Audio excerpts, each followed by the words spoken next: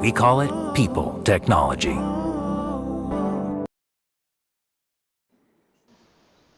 Well, that all ended rather quickly. We were hoping for another thrilling contest, just like we got in the afternoon in Abu Dhabi.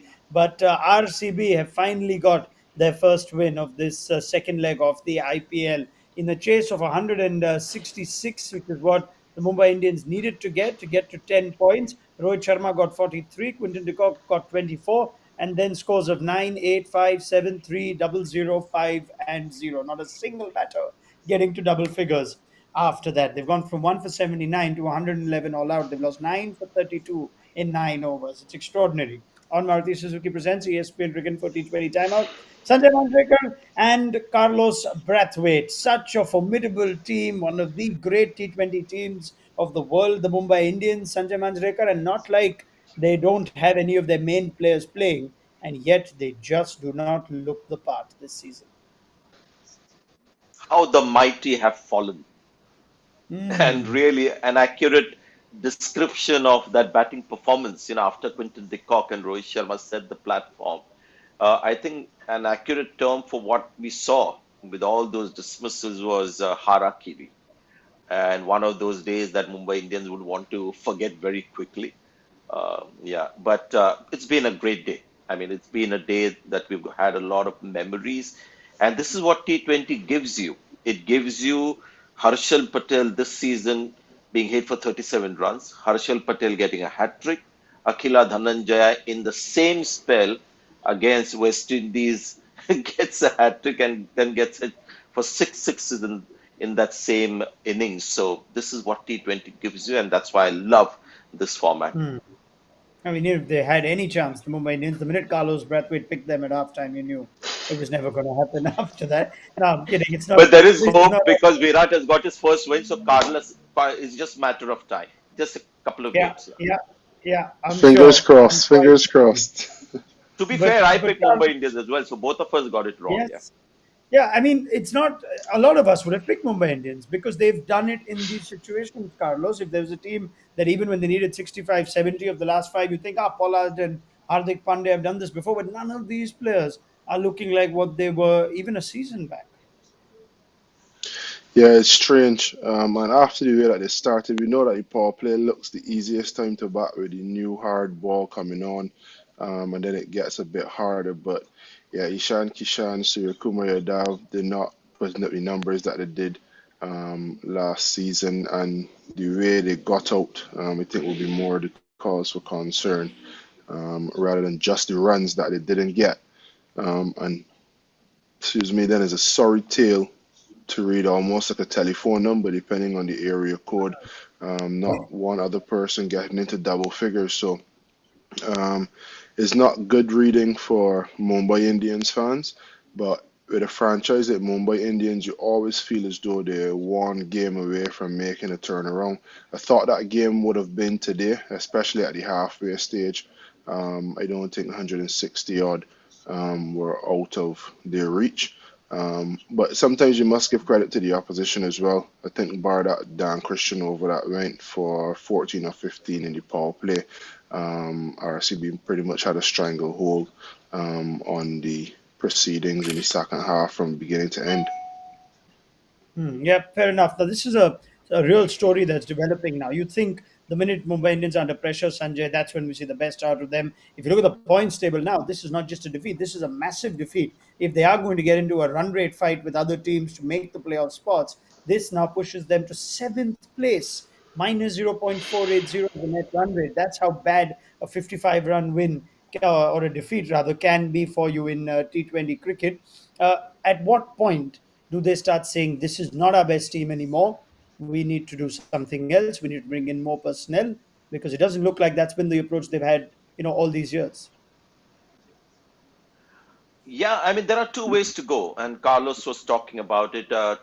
Different teams go about it differently. There will be a thought that will say, these are guys who have a great track record and going through a lean patch, and it's happening all together. So let's persist with them. Look at that Mumbai, and what a slide and reality check for them. Hmm. While some would say, I'm always inclined to look at players and see, is there hope with this guy for the next 2 3 matches? And sometimes you get surprised, but you take a call on that, and that is why you have cricketer coaches and people with experience who can make that call, which is the guy who's most likely to come back quickly to form, and which is the guy who's not. And you would pick maybe Surya Kumar Yadav coming back quickly to form. I'm worried about Ishan Kishan, the way he's batting. I saw him in Sri Lanka as well. I think he's now joining the Rishabh Pant school of batting, because there's just a lot of muscle that he puts in when he's sort of under pressure, instead of the kind of game that he can play earlier, balanced sort of chip lofted shots and stuff like that. And Hardik Pandya looks really off color. And those are the worrying signs. I mean, Quinton de Kock, Rohit Sharma looked pretty good. Surya Kumar Yadav, I think the reality is now coming to haunt in the purple patch. Seems to be over that we saw with him. But Ishan and Hardik more the worry. Pollard, well, you know, you still want to play him because he's shown once already in this half that the game is still there within the big game. Yeah, absolutely. And I wonder if Kyron Pollard then could have been part of a slightly better decision in this batting order. Now, everyone's failed, so you think you can't really point out one or two things. But what about decision making, Carlos? The Krunal Pandya in at five, he struggled. It looks like the momentum that Rohit and Quinton de Kock got all just went flat. Did they sort of obsess with this left and right hand thing a bit too much? Would you like to see a Pollard come in a little earlier? Would I love to see Pollard coming a bit earlier? I'd say yes. But when you lose, you don't just go away from your process. I think the left hand, right hand has served him very well. Sometimes you see Krunal Pandya coming at number four, number five, to keep that left right combination going, and it worked successfully in the past. Um, so I wouldn't look at just that. There's a multitude of things that they can look at. I love Sanjay's thinking of um, which person you think will come to form first versus which person can have a rest. Sarab Tiwari looks like someone that is always last in, first out.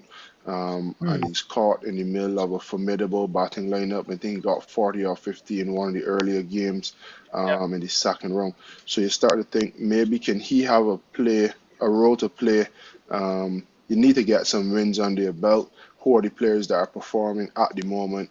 And then you ask yourself if one of the two of Surya Kumar Yadav or Ishan Kishan would actually benefit from a rest. So yes, they're being Hmm. dropped for poor form. Um, but which one of the two of them you think needs the game time to get back to form and will get back to form quicker, and which of the two actually needs to be pulled out to the firing line um, to catch back a bit of hunger, relax the mind, take some of your mental stress off, and then you can reintroduce them at a later stage once the team itself starts to get a couple wins under the belt. Hmm. Right. Good There is points.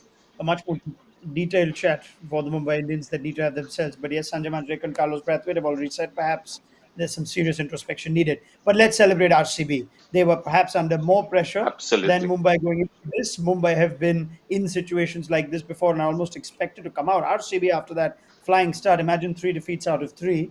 And Sanjay, let's credit their bowling attack, which chops and changes. And as we come to know with Virat Kohli's team, but Harshal Patel stands tall after picking up a hat trick. There is still not an attack that will send tremors in the opposite camp. But Dan Christian found a way to keep Pollard quiet, and I think a lot of teams will look at that particular angle with which Christian bowled at that time. I thought that put a lot of pressure on Pollard, because I'm thinking, what kind of a shot can Pollard play to that angle? Low arm release. So he wasn't that impressive in the first over, but came back strongly to bowl that over. Chair clearly stung by being left out. This half of the IPL is looking really good. Maxwell has had a great game with the bat and with the ball, but finally, Harshal Patel. You know, I mean, we've both been, talking about these kind of guys who have been there forever in the IPL, but very rarely in the spotlight. And he had, a good start this season. Last season also, there were a few spares there, but then 37 happened. And once again, Harshal Patel was relegated to being in the darkness down there in the dingy basement. Really happy for him today getting that hat trick, and very happy for RCB, because we need all these teams to be in contention for this event to be mouth watering. History still tells us, Carlos, that even though the team might look ahead, when you've got Pandya and Pollard at the crease, anything could possibly happen. So those first two wickets that have actually killed the game off. And Harshal Patel tends to even both outsmart experienced T20 batters like Kyron Pollard. You saw the whole range of deliveries. He got Pandya held out, he got Pollard bowled, he bowled a brilliant slow ball Yorker for his hat trick. He's got some skill, doesn't he? Yeah, he has some skills, but what I loved was how brave he was. Set the field for a wide Yorker. He missed the wide Yorker first ball, and then in a bid not to be predictable, went slow and wide. He almost reminded me of Dwayne Bravo 3 years ago. The way he got the ball to come out of his hand with a quick arm speed, and then got the ball to dip. Obviously, Hardik Pandya not up to full match rhythm and match speed. Um, and lofting one being caught, and then Pollard was the most beautiful of the three, in my opinion. Um, don't want to be predictable again. Keep the same field, and I'm still going to go slow ball, not wide Yorker, but I'm actually going to go slow ball, and I'm going to hit leg stump. That's very specific. And he did exactly that. So when you talk about execution, you must give him 10 out of 10 for bravery and 10 out of 10 for execution. And then it was only a matter of time before the game was over. And then the way he got the hat trick again, slow ball, dipping, that's one of the most plum LBWs I've ever seen. It was a fantastic moment for him. So it was just good to see how he set up quality death hitters, and he reaped the rewards by getting a hat trick. 9 wickets in 2 games against Mumbai to remember for Harshal Patel. Yeah, I mean that is high praise. You think, Sanjay, to be compared to Dwayne Bravo, perhaps one of the great T20 bowlers of the generation, and you see similarities, especially in the way that slow ball comes out. If you really slow his wrist down, you could see there's a lot of work that's going on there for that ball to eventually dip and deceive batters. Yeah, if you watch Harshal Patel bowl, and especially in the second half, the seam up delivery is very rarely bowled by him. He's not a quick bowler, so he doesn't bowl the seam up, which Bravo will on occasion bowl a Yorker which is seam up straight. But Harshal Patel is, when you look at it, his speed's 111. When he bowls a slower delivery, 111, 112. And he's got the leg cutter, he's got the off spinner, he's got different trajectories. He's almost like a spinner with a lot of skill bowling off a very long run up, a very quick spinner, because he will not give you seam up deliveries. He will not try and seam the ball like Mohammad Siraj does on occasions. And, on certain kind of pitches, when the team is under pressure, especially when you have guys like, Hardik Pandya, Pollard, who love the ball coming onto the bat, he can be a nightmare. Well, let's not forget the spinners who started it all. 8 overs, 5 for 34 between Maxwell and Yuzvendra Chahal.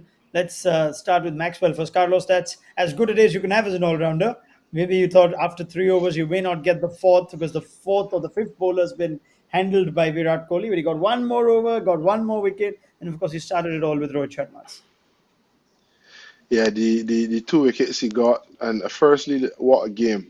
A 50 and two for as an all-rounder. That's one of the days that you dream of having. As an all-rounder, we like to think sometimes, oh, if I don't get it with the bat, I'll get it with the ball. And then there's the odd day that you click with both bat and ball, similar to Jason Holder um, last night.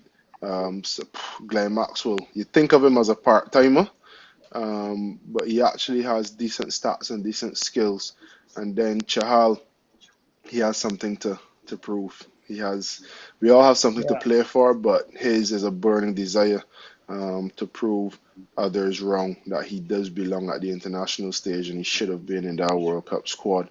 And his little battles like this in a game or in a tournament, Chahal versus Chahar, yes, it was RCB versus Mumbai. Um, but within that contest, you have a little contest of two leg spinners competing for international spot.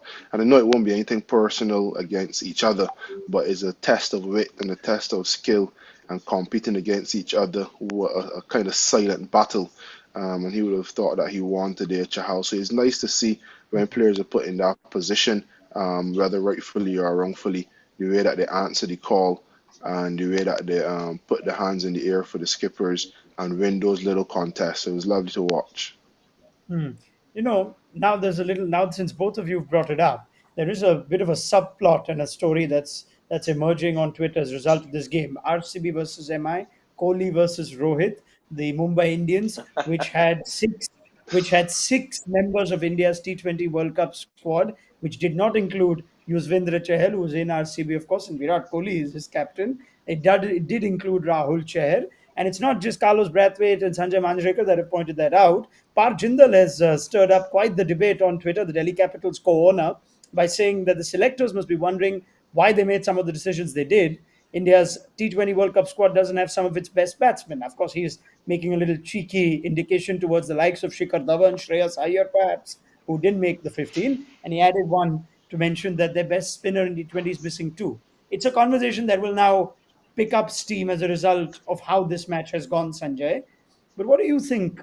What are you feeling right now when you see Ishan Kishan, Surya Kumar Yadav all set to be part of India's squad and looking woefully out of form? Is this something to consider at this point? Look, the selection was made at a particular time, Hmm. and the selectors sit and they're looking at players and using their judgment of which player is looking good, and they couldn't have anticipated this because Ishan Kishan was terrible in the first half as well.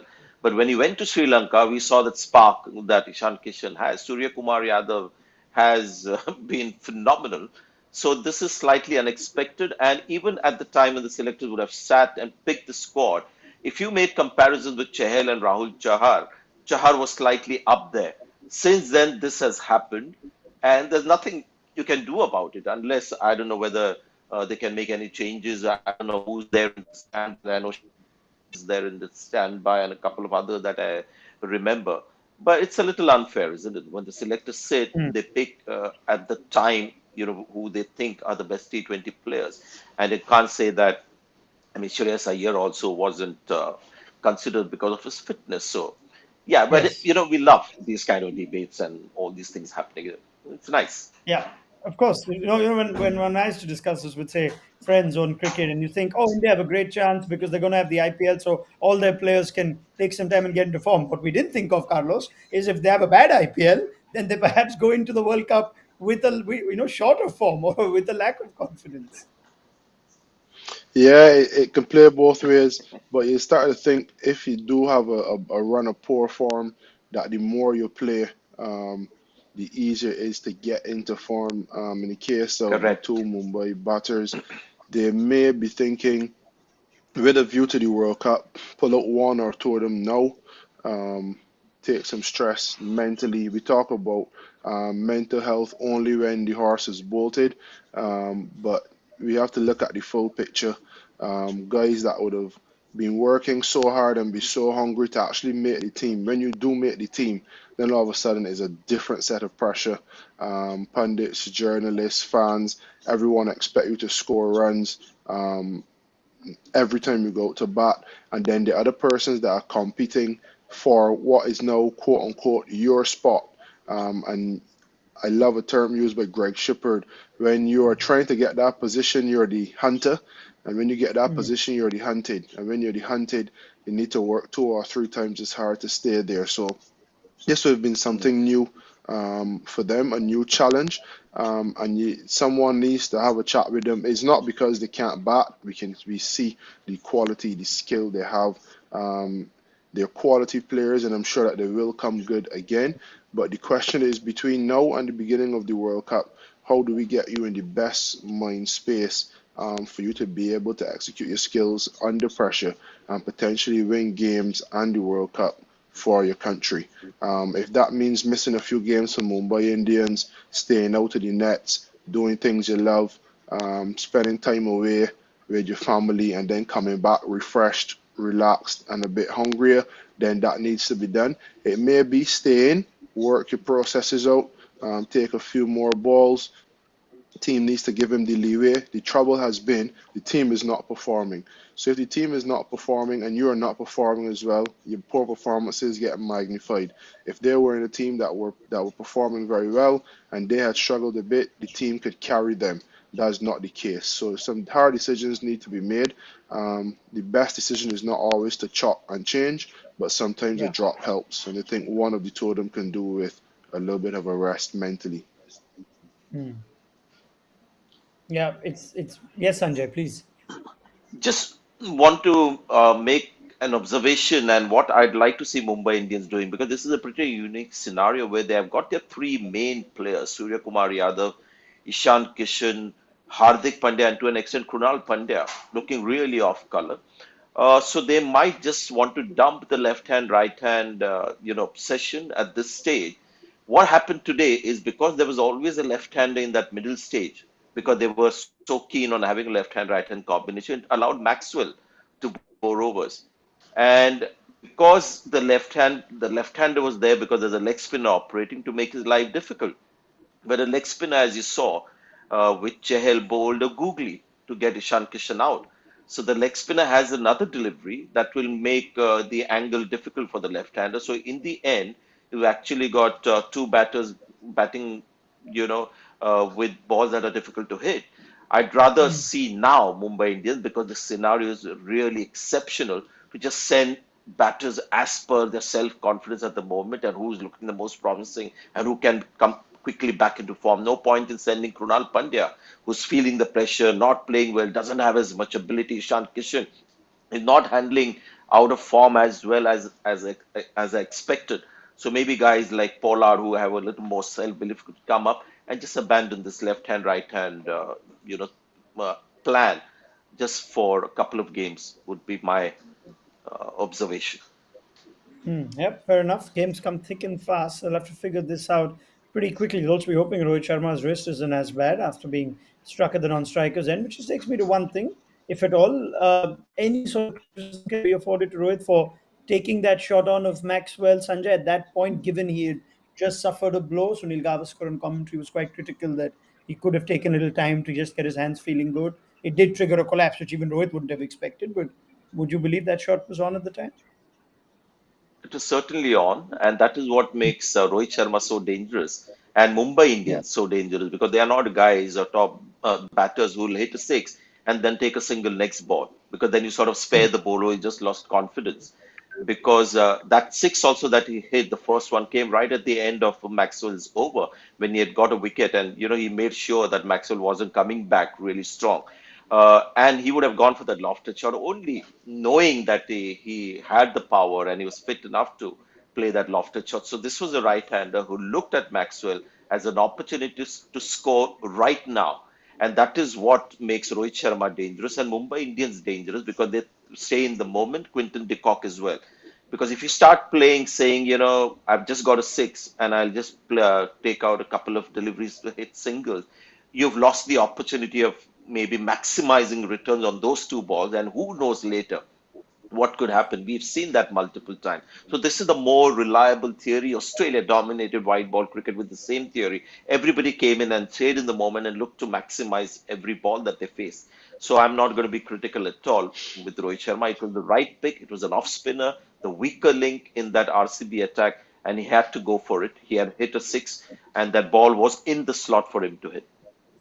All right, fair enough. That is as exhaustive a wrap as you'll get on the situation surrounding the Mumbai Indians and the RCB now looking good for a playoff spot. You'd think it's been a wonderful 3 days, first three games for Carlos Brathwaite as well on Maruti Suzuki Presents ESPN Cricket for T20 Timeout. So we'll hope to have you back very soon, Carlos. Sanjay, you'd agree with me? That's as good a start to the restart as any team has had or any players had.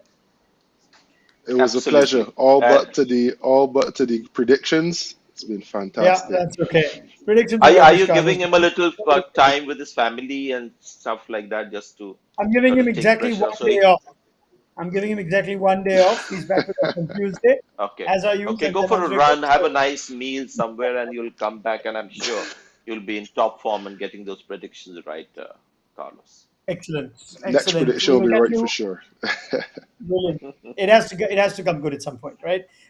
Tuesday then with another set of double letters. We'll see Carlos Brathwaite then. So to Sanjay Manjrekar. Gentlemen, thank you very much. This was Maruti Suzuki Presents Thank you. ESPN Cricket for T20 Timeout. What a day for RCB. They put some distance between them and the rest. They're looking good for a playoff spot.